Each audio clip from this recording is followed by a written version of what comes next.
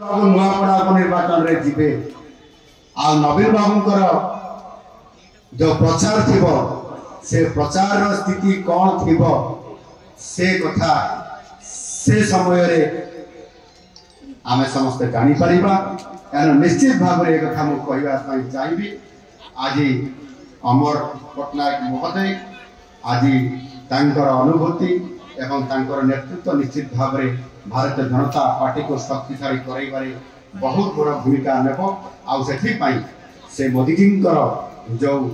तांकर जो मोदी जी जो नेतृत्व तांकर जो नारा सबका साथ सबका विश्वास सबका विकास सबका विश्वास और सबका प्रयास ये मंत्र द्वारा परिचालित होकरी एकता श्रृंखला और समर्पित भावना लेकर जो आज भारतीय जनता पार्टी को यशस्वी कराइबारे तांकर जो अदम्य आज साहस प्रदर्शन करिकरी आज विजु जनता दल छाड़िकरी आज एक राष्ट्रीय दल रे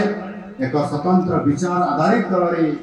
एवं सर्वोपरि जो राजनीतिक दल पंडित दीनदयाल उपाध्याय